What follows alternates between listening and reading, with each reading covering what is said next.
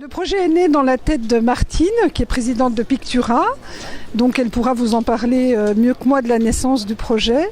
Et ensuite, l'association Accessible Art a rejoint donc, le projet de Martine et de Pictura. L'idée, c'est de réunir des artistes professionnels contemporains au cœur de la ville, surtout en plein air, pour rendre l'art accessible au plus grand nombre et notamment à des gens qui ne seraient pas allés directement à lui dans une galerie ou dans une exposition fermée. On privilégie quand même les peintres, les sculpteurs, les photographes, les infographistes, les illustrateurs. C'est un jury de 5 personnes, donc venus un peu de tout horizon, des beaux-arts, de professionnels également. Voilà, et ces 5 personnes donc, qui choisissent les dossiers. Et c'est vrai qu'on va privilégier les gens qui en vivent, plus que des amateurs, même s'il y a de très très bons amateurs. Alors on a quelques bisontins, mais on a des gens qui viennent de Troyes, de Rhône-Alpes, de Paris, puis du restant de la Franche-Comté, de Haute-Saône, du Haut-Doubs, Montbéliard, territoire de Belfort, etc. Ce qui m'inspire, c'est les personnages que je peux croiser et puis des thèmes, la violence, la mort, l'amour, la haine, la joie, etc. quoi. C'est-à-dire que c'est mes visions de ce qu'on peut vivre au quotidien. Et j'ai un principe que j'essaye de garder dans tout ce que je fais, c'est que l'art est un jeu d'enfant finalement. Donc c'est pour ça que je m'amuse à récupérer des tas de matériaux, je mélange dans ce que je fais de l'acier, je récupère beaucoup de bois flotté, d'insectes, des vieux journaux, et donc je mélange à chaque fois plusieurs techniques, que ce soit de l'encre de Chine, de l'huile, de l'acrylique, des peintures glycéro, etc.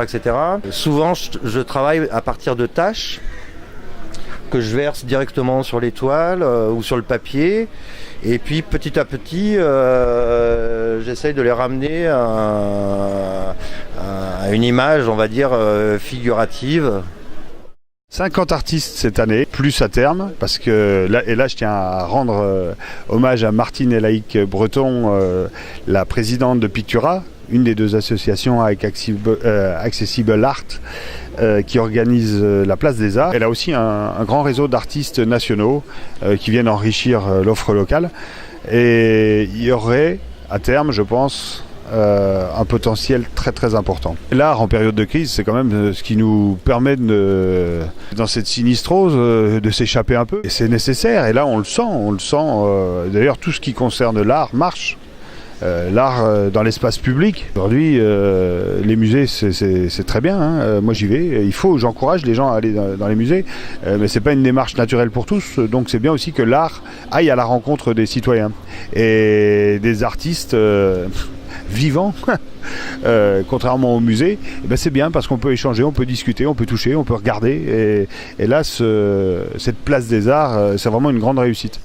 J'ai commencé avec la photographie de musique, quoi. Donc la scène musicale, autant du jazz, du hip-hop que du gros métal qui tâche, que du rock, que de la pop avec des bulles.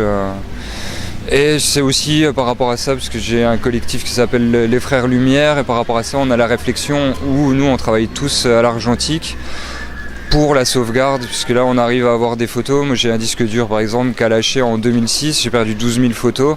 Et là maintenant j'ai plus de problème parce que tout est en classeur, et là pour l'archivage, vraiment pour la documentation, c'est ça qui fait vraiment la différence. Et après pour les portraits, on a une sensibilité différente aussi avec les personnes. Quand on les prend en photo, on a un échange complètement différent, parce qu'on n'utilise pas les mêmes outils aussi, quoi.